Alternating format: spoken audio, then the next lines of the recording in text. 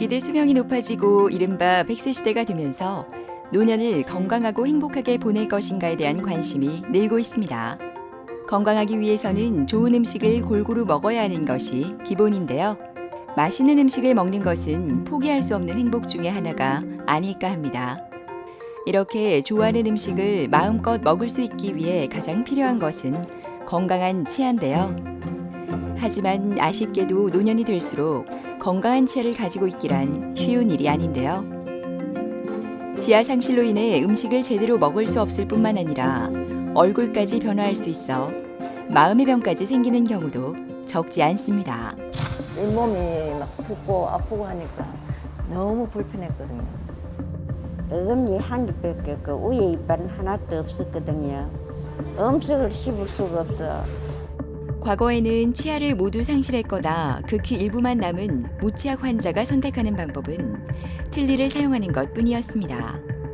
하지만 틀니는 음식을 먹는 데 한계가 있었고 2, 3년 주기로 틀니를 계속 수정해 주어야 하는 등의 불편이 있었는데요.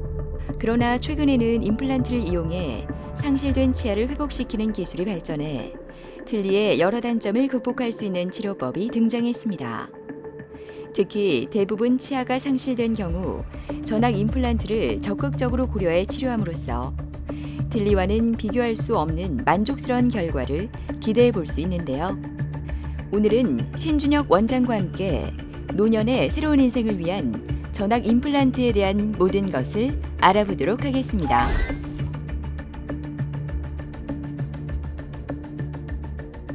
임플란트 유형은 우리가 파트를 두 가지로 나눠서 생각할 수 있습니다.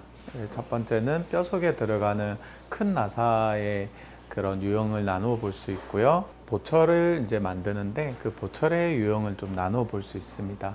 요즘에 이슈가 되는 거는 이제 그 위에 올라가는 보철입니다. 언제든지 이걸 쉽게 풀어서 다시 재수리할 수 있는 그런 나사식 임플란트 그 보철이 있고요. 접착을 해서 그 위에 나사 홀이 없이 이렇게 들어가는 완전 자연치하고 비슷하게 들어가는 그런 시멘트 유지형 이런 보철이 있고 이 두 가지를 혼합을 해서 쓰는 그런 타입들이 있습니다. 각각의 장점과 단점이 있기 때문에 그런 부분들은 이제 술자가 이제 환자분께 설명을 드리고 그 필요에 맞게끔 사용하는 추세이고요. 전체 임플란트에 있어서는 보철 타입을 또 생각해 보면 치아 타입의 보철이 있고 또 치아 타입의 보철만으로는 여기 인중이라든지 이런 부분이 워낙 결손이 심한 케이스가 많기 때문에 조금 충분한 만족감을 주기가 힘든 경우들이 있어요. 그래서 잇몸이 들어가 있는 하이브리드 타입 그런 보철이 있을 수 있습니다. 그리고 오버덴처라고 해서 이 틀니를 이렇게 꼈다 뺐다 하는 임플란트도 있겠지만 요즘에 잘 쓰는 추세는 아닙니다. 아무래도 임플란트의 가장 큰 장점은 꼈다 뺐다 하는 가철식이 아니라 완전히 고정을 해서 내 치아처럼 쓰는 그런 것이 요즘 추세라고 할 수 있습니다.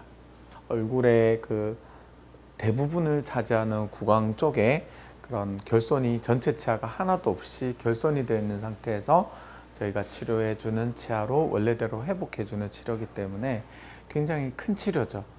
잘 씹히는 거는 당연한 거고 이제 그걸 넘어서서 좀 더 보여지기에도 좀 잘 보여져야 되고 또 위아래의 그런 악관 관계가 균형을 잘 맞아야만이 임플란트 수명이 오래 갑니다. 이런 것들을 하기 위해서는 굉장히 정밀한 작업이 필요한데 보철을 만드는 기공사의 능력도 굉장히 중요하고요. 어떤 소재를 쓰냐에 따라서 결과의 차이가 굉장히 많이 납니다. 그리고 이런 과정들이 굉장히 정밀하게 수행이 됐는지 체크업 시스템을 통해서 환자분이 계속 잘 유지할 수 있게끔 해주는 이런 요소들이 맞아야만 좋은 결과를 얻을 수 있고 전악 임플란트는 그야말로 이런 것들을 토탈로 이렇게 적용이 되어야 하는 하나의 큰 치료입니다. 네. 단아한 모습으로 진료를 기다리고 있는 강은주 어머니. 80이 넘는 연세지만 항상 이렇게 고운 모습으로 병원을 찾습니다.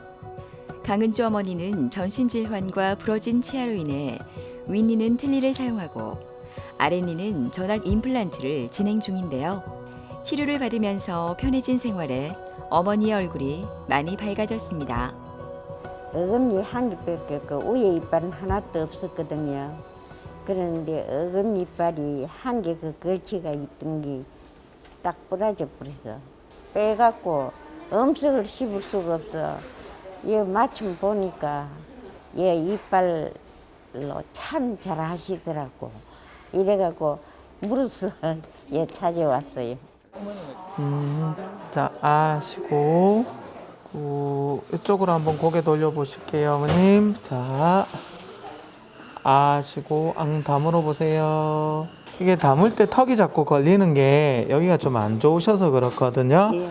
포토 찍고 그 다음에 라이트 다시 뜨고 그렇게 할게요.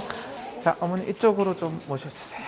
네, 자, 이쪽으로. 가운데 환자분은 오랫동안 틀니를 쓰신 상태에서 임플란트가 불가능하다라는 생각을 그동안 계속 가지고 계셨나 봐요. 그런데 이제 혹시 가능한가 해서 찾아오셨고, 보시다시피 치아가 이렇게 있는 곳과 치아가 없는 곳은 잇몸뼈가 굉장히 다릅니다.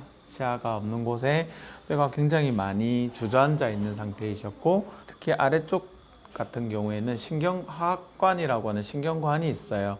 거기까지의 뼈가 너무 없기 때문에 어금니 쪽으로는 임플란트가 불가능하시고, 이제 앞니 쪽으로만 임플란트를 심을 수 있는 공간이 겨우 나오는데, 이제 요런 상태에서 오신 겁니다. 네. 아래쪽에 먼저 임플란트를 4개 정도 임플란트를 식립을 하셨고요. 3D 프린터로 만든 임시 치아가 있어요. 그걸로 이렇게 힘들어서 공들여서 만드는 보철이 잘 맞는지를 미리 체크하는 거죠. 그리고 너무 오랫동안 틀니를 쓰시는 바람에 이 턱관절도 좀 안 좋으시거든요. 그래서 완전한 보철을 이 상태로 만들어 버리면 안 맞는 거죠. 그래서 저희가 체크를 했고요. 그 다음에 이런 오늘 찍은 이제 얼굴 사진, 특히 측모라든지 이런 걸 봐서 이가 될 수 있으면 조금 자연스럽고 예쁘게, 그리고 또 기능적으로 또 좋게 그렇게 만들기 위해서 확인하는 과정을 오늘 이제까지 했습니다. 다음번 내원 시에는 완전히 이가 나와서 이제 틀니를 안 쓰시고 일상생활에 복귀를 하는 그런 상태가 되실 겁니다. 감으시고요. 예. 살짝이 크게 이 고개를 완전히 한번 돌려보세요. 조금 더 고개 이쪽으로 해서 이쪽을 완전 저기를 봐주세요. 오늘 촬영한 어머니의 사진을 보며 안무 분석이 진행되는데요. 치료 완료 전 얼굴의 연조직을 분석해 미리 치료 후의 모습을 예측할 수 있어 환자분들의 막연한 불안함을 덜어드릴 수 있는 거죠. 자, 해보세요. 다물어 보세요. 이렇게 걸리면서 들어보세요. 어머님, 요 다음번에 오시면 이제 이가 완성이 돼서 나올 겁니다. 이제 틀니는 안 쓰셔도 될 거예요. 예. 저희 기공사가 얼굴 사진, 그 다음에 오늘 구강 사진, 그리고 3D 프린터로 만든 임시치아 요 정보들을 가지고 완전한 보철을 이제 만들기 시작할 겁니다.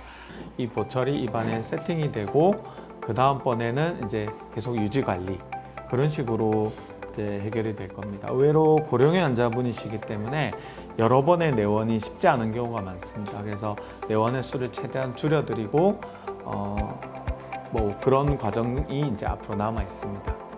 이제 먹는 것도 마음이 편안하고 먹기가 좋다 싶은 그 생각뿐이고 치아 건강은 이제 잘할 거고 다 괜찮겠지. 예. 병원에 있는 기공실이 분주합니다. 오늘 병원을 방문할 박순명 씨의 보철물 제작이 바삐 진행되고 있는데요. 보철물은 의료진의 치료 계획과 기공실의 정교한 제작 기술과 함께 의료진과 기공실의 소통이 어우러져야 하므로 치과에 있는 자체 기공실은 보철물을 제작할 때 중요한 역할을 하게 됩니다. 오랜 시간 치아가 없이 지내다 보니 일상생활이 너무 힘들었다는 박순명 씨는 요즘 하루하루가 너무 힘이 납니다. 오랫동안 틀니를 사용해 치조골까지 문제가 심해져 치료 기간이 오래 걸리긴 하겠지만 앞으로 좋아질 수 있다는 희망이 생겼기 때문입니다. 30살, 31살 정도 돼가지고 교통사고가 나가지고 위에 이빨하고 밑에 이빨하고 몇 개씩 빠졌어요. 그래가 먹는 거를 소화를 못 시키니까 소화불량이 걸려가지고 소화제 내먹고 지금 훨씬 좋죠. 씹는 양을 또 한 오래 씹고 즐기는 또 먹을 수 있고 소화도 잘 되고. 안녕하세요. 위에 틀니 너무 불편하시죠, 지금? 밑에 임플란트 상태는 너무 좋으시고요.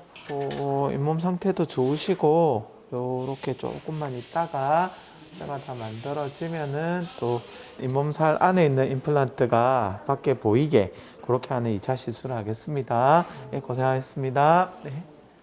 처음 내원을 하셨을 때는 이제 치아가 이렇게 거의 없는 상태로 이제 내원을 하셨고, 이제 잇몸뼈도 많이 주저앉아서 실제로 임플란트는 치조골에 임플란트가 들어가야 되는데 한 10mm 정도의 높이가 뼈가 필요해요. 근데 환자분은 1mm도 없을 정도로 뼈가 종이짝처럼 전체적으로 얇은 상태이십니다. 그래서 뼈 이식을 대규모로 하고 1mm 정도, 한 달에 1mm 정도 뼈가 만들어진다고 봐요. 그래서 한 10개월 정도 뼈 이식을 해서 이를 만들고 있는 중이고, 임플란트 수술을 동시에 했어요. 그래서 위에는 그 뼈가 다 만들어지는 걸 기다리고 있는 상황이고, 아래쪽에는 턱뼈가 좋아서 2-3달 만에 임플란트를 식립을 하고 보철까지 완료가 되어 있는 상태이십니다. 임플란트 치료 과정은 체계적으로 진행되는데요. 먼저 의료진과 만나 검사를 진행한 후 앞으로의 치료 계획을 결정합니다. 그러고 난 후 수술을 진행하는데요. 수술은 임플란트 식립 위치를 확인하고 표시를 한 후 임플란트를 식립합니다. 그런 다음 임시 치아나 임시 틀니를 장착한 후 몇 개월 지나 영구 보철물을 장착하면 모든 치료 과정이 끝나게 됩니다. 일단 임플란트는 임플란트 주위에 뼈가 치조골이 1mm 이상은 있어야 됩니다. 그래서 그 정도의 폭이 필요하고요. 한 4-5mm 정도의 뼈가 최소한 있어야 됩니다. 그리고 수직적으로는 한 5mm 이상 정도의 뼈가 있어야 됩니다. 아래턱 같은 경우에는 그 정도 조건을 거의 대부분 충족하시는 경우가 많이 있고, 다만 이제 요즘 고령의 환자분들이나 틀니를 오래 쓰신 분들, 뼈가 정말 안 좋으신 분들은 어금니 쪽에 이 신경관과의 거리가 아까 말씀드리는 그 조건을 충족하지 못하는 경우가 많이 있습니다. 그래서 그런 경우에는 뼈가 좋은 곳에만 임플란트를, 소수의 임플란트를 심어서 뼈 이식을 하지 않고 예지성 있는 치료가 될 수 있도록 하는 그런 보철 치료법들이 요즘에 많이 나와 있습니다. 그래서 예전보다 임플란트가 가능한 그런 적용 범위가 굉장히 많이 늘어났습니다. 어쨌든 뼈 속에 이런 시술이지 않습니까? 그래서 출혈의 위험이 당연히 있죠. 그래서 수술한 직후에는 당일날 마취를 했기 때문에 직접 자가 운전은 조금 피하시는 게 좋습니다. 그래서 그 다음에 두 번째는 조금 부을 수 있기 때문에 얼음찜질을 한 3일 정도까지는 냉찜질을 해주셔야 돼요. 그리고 피가 많이 날 수 있기 때문에 혈관이 확장이 되는 음주라든지 무리한 운동, 그리고 가장 중요한 주의사항은 금연입니다. 니코틴이 임플란트가 뼈에 붙는데 굉장히 큰 방해를 합니다. 그래서 흡연은 정말로 절대 피해야 되는 행위 중에 하나입니다. 그 다른 건 없고요. 음식 잘 먹고 소화 잘 되고 애들 가 놀러 가도 웃을 수 있고, 그리고 또 노래방 가서 노래로 불러도 멋들이 부를 수 있고, 좋은 게 한두 가지 있으니까 다 하고 나면 여러 가지가 좋겠죠. 다른 환자분들에 비해 무척 여유로운 표정인 주점갑 씨는 임플란트 완료 후 1년이 지나 오늘 정기검진을 받기 위해 병원을 방문했습니다. 1년 전만 해도 커피도 제대로 못 마실 정도로 통증도 심하고 과일도 씹을 수 없을 정도로 심각한 상황이었는데요. 그래서 그런지 항상 기분이 우울한 날들의 연속이었습니다. 하지만 치료가 끝나고 나서는 마음껏 먹을 수 있어 표정까지 밝아졌는데요. 지금의 모습이 너무나 좋다고 하네요. 틀니를 제가 한 2년 하고 있었거든요. 근데 이제 임플란트를 해야지 하고 마음을 먹고 있었는데 우연찮게 원장님을 보셨어요. 그래서 여기 오게 된 거예요. 음식을 못 먹으니까 틀니가 이렇게 하면 빠지고 아프고 잇몸이 막 붓고 아프고 하니까 한 30분을 못 끼고 있었거든요, 틀니를. 그 음식 먹고 나면 또 빼갖고 세척을 해야 되고 또 낑가야 되고 하니까 너무 불편해가지고 먹는 것도 너무 불편하고 먹어도 소화도 안 되고. 네, 안녕하세요, 어머니. 오늘 또 검사 좀 하겠습니다. 그래도 관리를 깨끗하게 잘 해주셔가지고 안에 상태는 되게 좋으십니다. 씹히는 힘은 좀 괜찮으신가요? 네. 이쪽이랑. 예, 좋습니다. 나중에 밑에는 좀 문제가 생기면 네. 그때 치료하는 걸로 할게요. 네. 뭐 위에 임플란트 하신 데는 상태 너무 좋네요. 네, 감사합니다. 오늘 오랜만에 오신 김에 스캐닝 한번 하고 갈까요? 임플란트도 스캐닝 하셔야 되거든요. 오늘 스캐닝 좀 부탁드릴게요. 위에 위턱에 치아가 하나도 없는 상태로 오셨습니다. 임플란트를 식립할 만한 뼈 상태가 아니었습니다. 너무 뼈가 결손이 심하고 거의 여기도 1mm 이하의 뼈를 가지고 계셨는데 저희가 임플란트를 하기 위해서는 한 10mm, 최소 10mm 뼈를 만들어야 되기 때문에 그렇게 뼈를 만들고 임플란트 시술이 계획이 되어 있었습니다. 환자분께서는 처음 오셨을 때 여기 보면 여기 인중 있는 데가 엄청 꺼지시고 팔자주림도 굉장히 심하고 아무래도 본인이 오랫동안 틀니를 쓰셨기 때문에 임플란트가 가능하다고 생각을 못 하셨던 것 같아요. 근데 이제 저를 찾아서 오셨고 임플란트가 가능하다는 말씀을 드렸습니다. 환자분 같은 경우에는 일단 뼈 이식을 사각동 거상술이라고 해서 대규모의 사각동 거상을 하고 뼈 이식을 해서 임플란트 식립을 동시에 했습니다. 그러기 위해서는 가이드 시술이 동반이 됐습니다. 그리고 이제 그 이후에 이런 보철을 만들어서 위에가 이제 더 이상 틀니가 아닌 고정이 되어 있는 임플란트를 이제 입안에 끼우게 되셨고요. 치아가 들어감으로 인해서 인중도 좀 더 젊어 보이는 그런 얼굴 형태로 바뀌셨고 얼굴도 조금 이렇게 살이 조금 찌셔가지고 보기 좋은 상태로. 저희 아저씨하고 빨리 치료해갖고 같이 다니면서 좋은 것도 먹고 구경도 하고 자신 있게 웃을 수도 있고 여보 우리 빨리 치료하고 행복하게 어디 다니면서도 맛있는 거 먹고 합시다.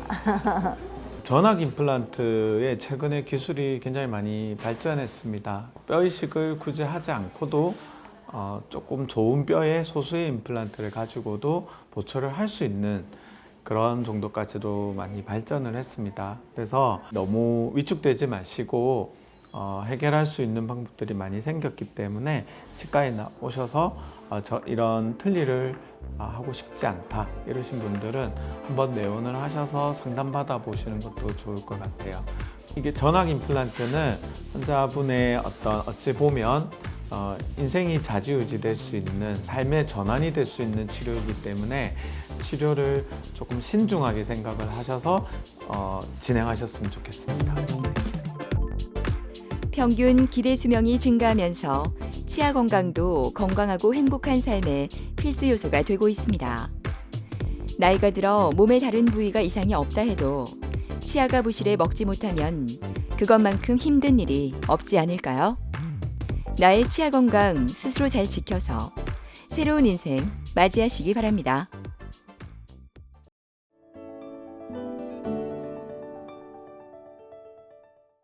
우리 국민 3명 중 1명이 근골격계의 통증으로 병원을 찾는 만큼 현대인이라면 누구나 걱정하고 있는 목과 어깨 통증. 매년 목과 어깨 통증을 호소하는 환자의 수는 꾸준히 증가하고 있다고 하는데요.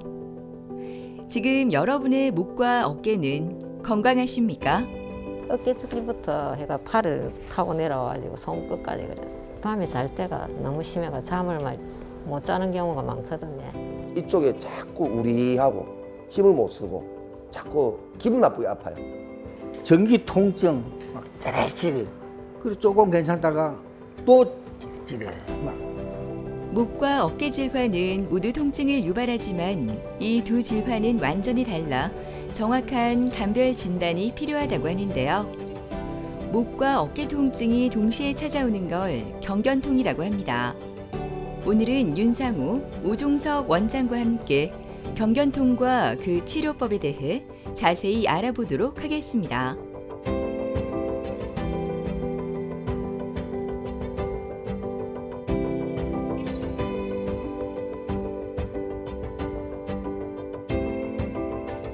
목 어깨 통증이 생기게 되면 일반적으로는 환자분들이 어깨를 먼저 의심하시게 되는데 실제로는 목과 어깨가 같이 아픈 경우에는 경추부 문제로 아픈 경우들이 훨씬 더 많습니다. 그래서 우리가 일반적으로 볼 때 경추 부위에 디스크 병변이라든지 협착과 같은 병변들이 생겼을 때 목과 어깨가 같이 아프면서 등 부위나 가슴 앞쪽으로 통증이 같이 내려오는 경우들이 많이 있게 되어 있고, 결국은 또 저희들이 목을 쓰다 보면은 그런 아픈 부분들 때문에 어깨의 쓰임이나 이런 것들이 잘못되어서 어깨에 충돌 증후군과 같은 병들이 동시다발적으로 생기는 경우들이 다수 있습니다.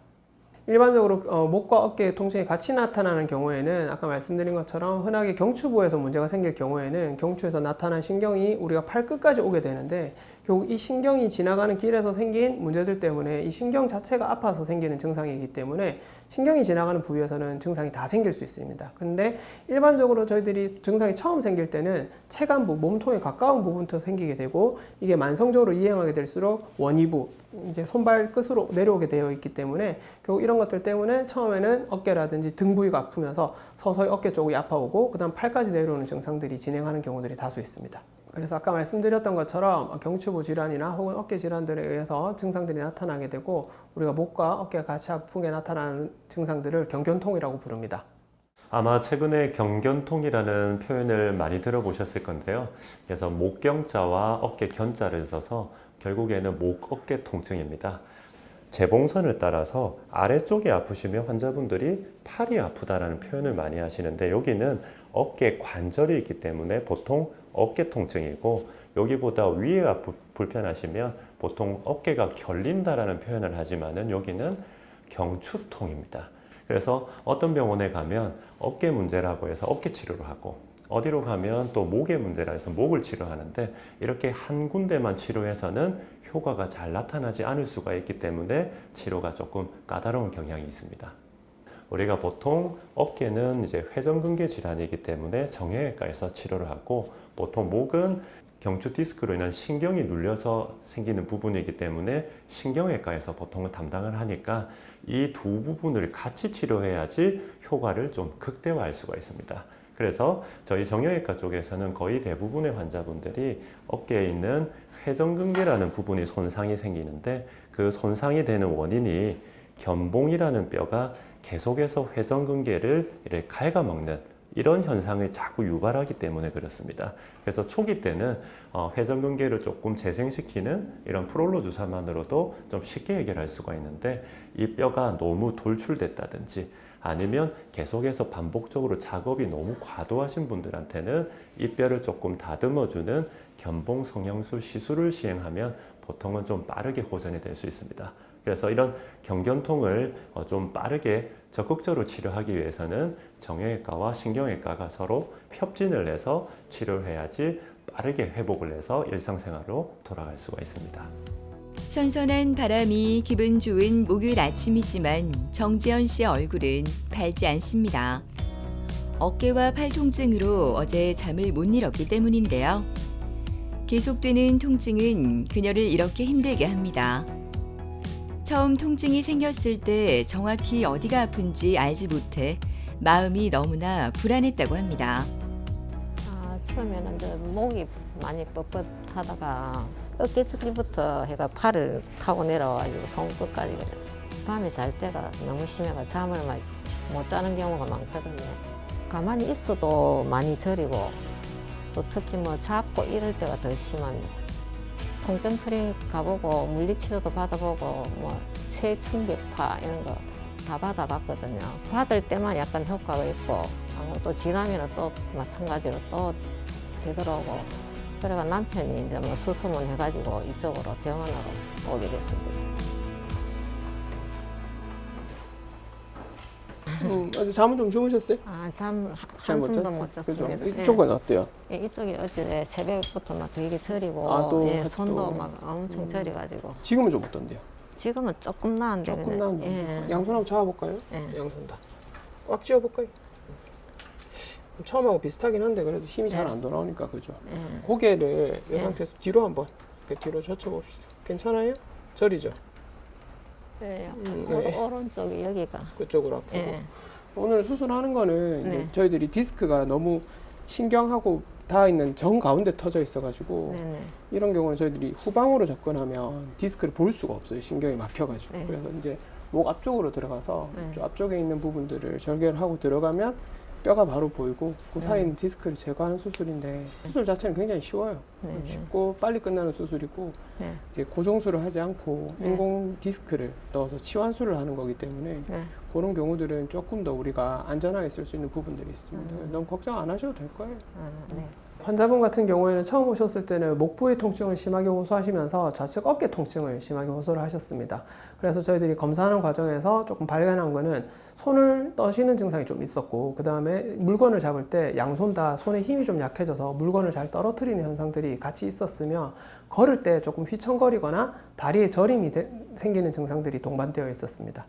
환자분 같은 경우에는 목도 아프시고 어깨가 아픈 증상들이 처음에 나타나긴 했지만 신경외과 의사로서 조금 더 유의 있게 봐야 되는 현상들이 걸을 때 휘청거리거나 손에 힘이 떨어지는 증상이었습니다.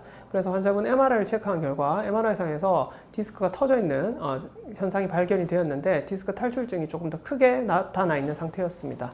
환자분 같은 경우에는 경추 4번하고 5번 사이에 디스크가 크게 터져서 신경을 아주 심하게 압박하고 있는 현상이 MRI상에서 관찰이 되어서 이런 경우에 저희들이 증상이 더 진행하지 않도록 최대한 빨리 수술을 진행하여서 증상의 진행을 막아주는 것이 최선의 치료를 할 수 있겠습니다. 곧 수술실로 이동할 모양인지 여러 가지 검사가 진행되고 있지만 지연 씨는 통증으로 계속 힘들어 보입니다. 목과 어깨 통증으로 잠을 편히 잘 수 없었던 지연 씨. 오늘은 맘 편히 깊은 잠이 들 수 있길 바라봅니다. 오늘 시행할 수술은 전방 경류 인공 디스크 치환술이라는 수술입니다.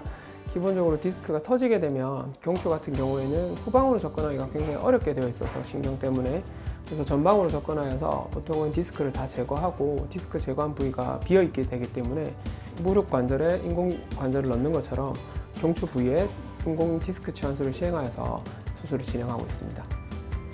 드디어 수술이 시작되었습니다. 오늘은 망가진 디스크를 제거하고 인공 디스크를 삽입하는 수술이 진행되는데요. 실시간으로 수술 부위를 확인하면서 손상된 디스크 조각을 제거한 후 그 부위에 특수 제작된 인공 디스크를 이식하게 됩니다. 최근 개발된 인공 디스크는 기존 관절의 자유로운 움직임을 유지해줘 목과 머리를 자연스럽게 움직일 수 있다고 합니다. 그뿐만 아니라 수술도 최소 침습으로 이루어져 회복도 빠르다는 장점이 있다고 합니다. 수술 중에 저희도 뭐 큰 문제는 없었고 디스크 제거 잘 되고 인공관절도 잘 삽입되어서 환자분 깨어나시면 오늘 정도만 조금 안정 취하시고 내일부터는 아무 무리 없이 움직임 가져가실 수 있을 것 같습니다.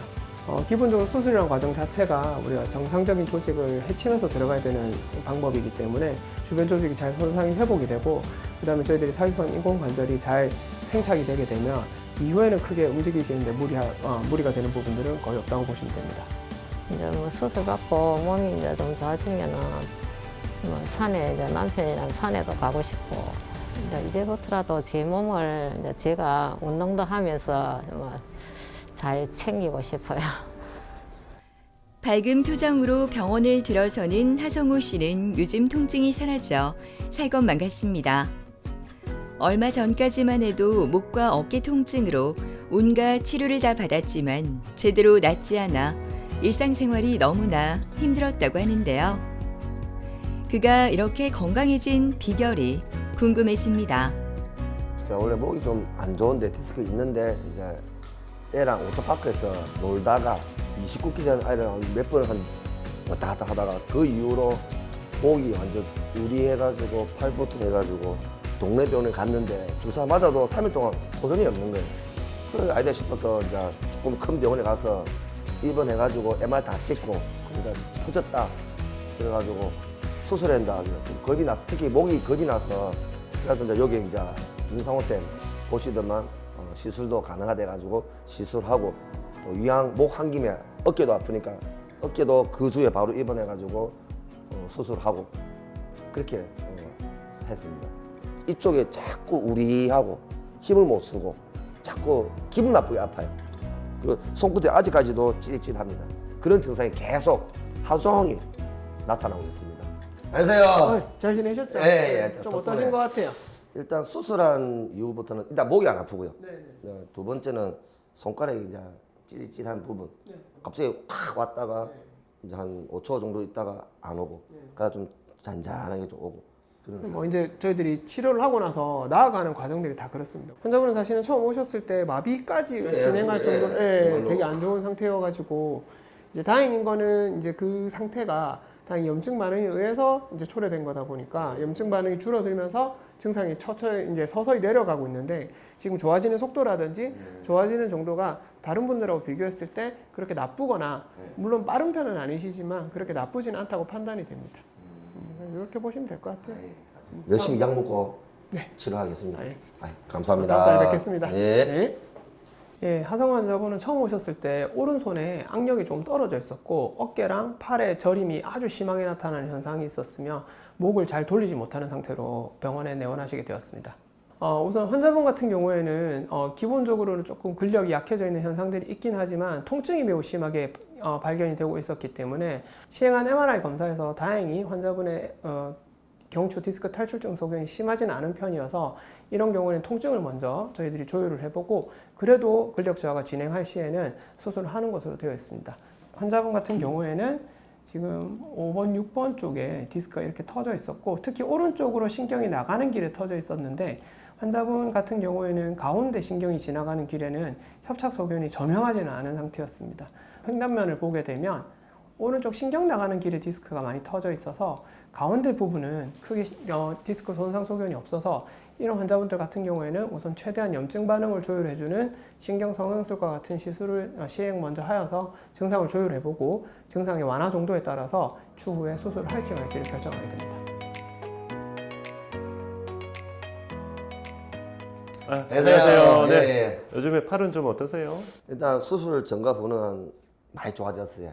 예, 또 일할 때도 그렇고 선생님 말씀대로 운전도 이제 그런 자세로 해가지고 노력을 하니까 이 자체가 아직은 좀 우리하지만 옛날에 비해서는 많이 좋아졌어요. 네, 덕분입니다. 네, 감사합니다. 그때 내시경으로 이렇게 들어가서 이렇게 봤을 때 이 뼈가 좀 많이 돌출된 부분이 관찰되어서 이 뼈를 조금씩 이렇게 다듬는 과정을 견봉 성형을 했다라는 표현을 쓰는데 그래서 견봉 성형술을 하고 이 공간 자체가 많이 넓어졌습니다.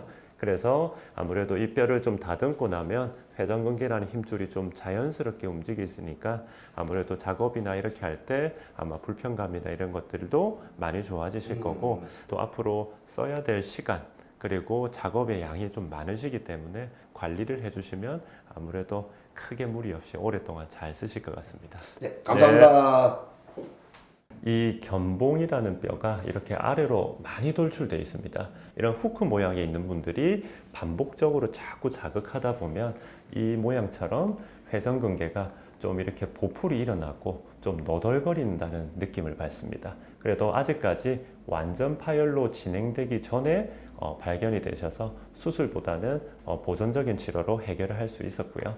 결국에는 이 공간이 너무 좁아서 생기는 문제를 공간을 넓게 만드는 그래서 뼈를 다듬어주면 이 공간이 넓어져서 아무래도 충돌 현상을 조금 많이 줄여드릴 수가 있습니다. 그래야지만 똑같은 작업을 오래 하더라도 우리 회전근개라는 어떤 조직을 최대한 오래 쓸 수 있도록 그렇게 만들어주는 시술적 치료다 이렇게 보시면 됩니다. 보통 목하고 어깨는 같이 협업을 많이 하기 때문에 이거를 각각 단독으로 따로 떼어 넣어서 보면 치료가 잘 안 되는 경우가 많습니다. 그래서 이거를 좀 종합적으로 보고 좀 유기적인 관계로 좀 보고 치료를 하는 게 중요한데, 어떻게 하면 빠르게 환자분들이 좋아질까에 대해서 서로 의논하고 치료를 한다면 아마 환자분들이 좀 빠르게 회복할 수 있지 않을까 그렇게 생각을 합니다. 모든 진료가 끝나고 재활치료실로 이동하는 성호 씨는 오늘 도수치료를 받게 됩니다. 동시에 발생하는 목 어깨 통증은 잘못된 자세나 습관이 원인이 되는 경우가 많다고 하는데요. 도수치료를 통해 환자의 관절이나 근육의 상태를 진단하고 통증의 원인이 되는 부분을 찾아 관절 틀어짐을 교정하고 무너진 신체 균형을 개선하게 됩니다. 지금 왼손은 정상이고요. 오른손은 이제 계속 아픈데 이게 당장 좋아진다 이게 아니라고 말씀하시더라고요. 그래서 뭐 계속 이제 치료받으면 좋을 것 같아요. 오랫동안 트레일러 운전을 하는 강재원 아버님은 목과 어깨 통증으로 일도 제대로 못할 정도로 힘든 시간을 보냈던 환자였습니다. 그랬던 그가 이렇게 건강하게 병원을 찾았는데요. 포기하지 않고 꾸준히 치료를 받아 통증이 조금씩 줄어들고 있다고 합니다. 쉽게 말하면 회전근개 쪽에 탈이 났는데 어깨 힘줄 두 가닥 파서 약물 치료 한 달 동안 별로 효과가 없어. 전기 통증 막 찌릿찌릿. 그리고 조금 괜찮다가 또 찌릿 막. 그다음에 목 쪽에 목 디스크 이쪽에서 신경을 누르니까 또 통증이 오는 거야. 목 쪽에 목 디스크.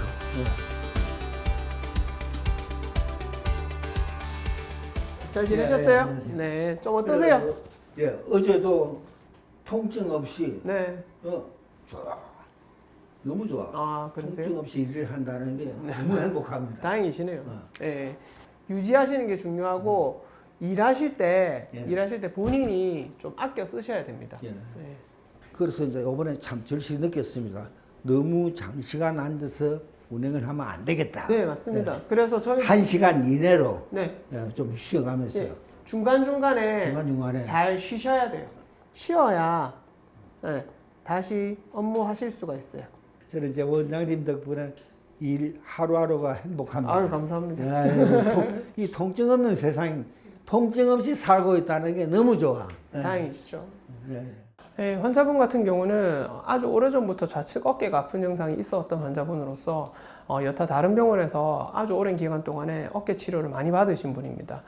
기본적으로 뭐 주사 치료라든지 여러 가지 치료, 물리 치료를 받아오셨던 분인데, 치료를 할 때는 조금 증상이 호전이 보이는데 그 이후에 반복적으로 증상이 진행되어서 저희 병원에 오시게 되었고, 검사상에서 어깨 아픈 증상 말고도 목 아픈 증상이 동반이 되어 있고, 그 다음에 좌측 등으로 아픈 증상들이 같이 동반이 되어 있어서 경추에 대해서 검사를 시행해 보았고, 그 결과 저희들이 디스크를 확인할 수가 있었습니다.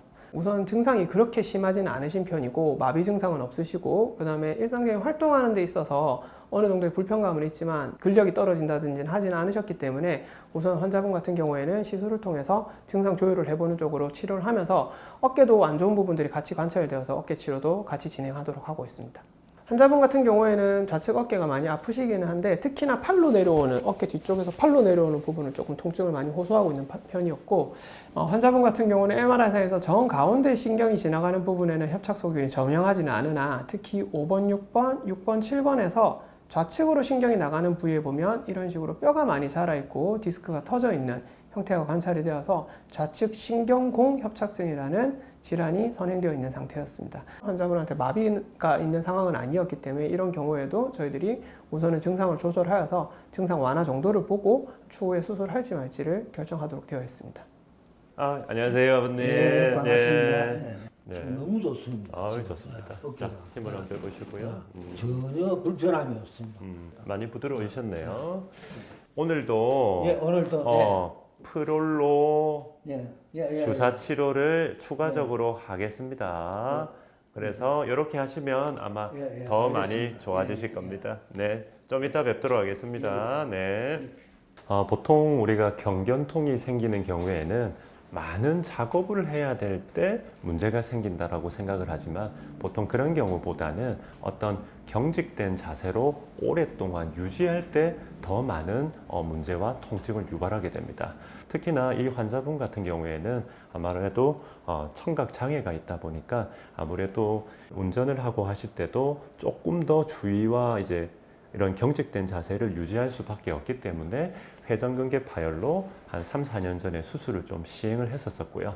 그런데 이번에 또 통증이 발생해서 MRI 찍어보니까 그때 수술을 했던 회전근개가 다시 다 터져 있는 재파열 소견을 보였습니다. 그래 이럴 경우에는 원칙적으로는 이제 수술적 치료가 들어가야 되지만 이런 수술을 하기에는 또 한 3개월에서 6개월 정도 재활 치료와 그리고 일을 쉬어야 되는 이런 상황이 발생을 하는데 이 환자분 같은 경우에는 그럴 여건이 되지 않으셔서 지금 경추 디스크 문제는 이제 신경 성형술을 해결하고 어깨 같은 경우에는 이제 프롤로 주사로 조금 더 이제 강화시키는 정도에서 통증을 조절하고 회복을 좀 시켰습니다. 오늘 강재원 아버님은 프롤로 주사 치료를 받는데요. 이 치료는 인대를 강화하는 치료 방법입니다. 초음파로 우리 회전근개 파열 부위를 먼저 확인을 할 거고요. 그래서 안 좋은 부위에다가 제가 주사를 드릴 겁니다. 따끔합니다. 이 프롤로 주사의 원리라고 하는 거는 통증을 없애는 치료가 아니고 이 손상부를 가서 오히려 손상을 더 많이 시킵니다. 그렇게 되면 우리 몸에서는 재생을 시키는 인자들이 많이 분비가 되고 그 인자가 이제 재생 회복을 오히려 시키는 거죠. 그래서 오히려 주사를 맞으면 통증이 조금 더 많이 생겼다가 재생이 되면 통증이 다시 가라앉는 자연스럽게 통증을 줄이는 역할을 하는 게 이런 프롤로 주사의 원리라고 보시면 됩니다. 모든 치료가 끝나고 이를 위해 또다시 운전하는 강재원 아버님. 오늘은 한결 몸이 가벼워 보입니다. 주사 치료를 받으면서 통증이 점점 줄어들고 있어 일하는 것도 요즘 즐겁기만 한데요. 요즘 그의 바람은 항상 같이 있었던 이 차와 더 오랫동안 함께하고 싶은 마음뿐입니다. 치료 후에 너무 좋습니다. 또 일하는데도 지장이 없고 아무런 통증이 없습니다. 지금 현재 상태로서 100% 만족합니다. 더 이상 바라지도 안 하고 더 이상 나빠지도 안 하고 죽을 때까지 쭉 갔으면 좋겠습니다. 너무 좋습니다. 치료를 너무 잘해줘서 원장님이 항상 감사하게 생각합니다. 아무래도 목 어깨 통증을 한번 겪어보신 분들은 얼마나 그 통증이 극심하고 그 통증으로 인해서 일상생활에 많은 지장을 겪는다는 것은 아마 잘 느껴보셨을 겁니다. 특히나 우리가 경견통은 두 가지 문제, 목의 문제와 어깨의 문제가 동반되어 있기 때문에 우리가 정형외과가 신경외과가 같이 협진을 하는 것이 매우 중요하다고 생각합니다. 그래서 여러분들도 이런 목 어깨 통증이 있을 때는 참지 마시고 빨리 병원에 가셔서 이런 경추의 문제와 어깨 문제를 동시에 좀 해결하시는 것이 아마 100세 시대를 사는 아마 슬기로운 방법이 아닐까 싶습니다. 일반적으로 경견통을 일으키는 질환들은 노화에 의한 질환들이기 때문에 너무 겁을 내실 필요는 없습니다. 하지만 진단이 늦어지거나 치료의 시기가 안 늦춰질 경우에는 신경통의 만성화가 일어날 수 있기 때문에 추후에 치료가 힘들어질 수 있습니다. 빠른 진단과 거기에 맞는 적절한 시술을 통한 치료를 하는 것이 현재의 삶의 질을 올리는 데 확실한 방법이라고 할 수 있겠습니다. 잘못된 자세와 생활 습관 등으로 통증이 나타나면 최대한 빨리 올바른 진단과 치료를 받는 것이 좋은데요. 질환이 더 만성화되기 전에 우리 몸이 전하는 신호에 좀 더 관심을 가져야 하지 않을까요?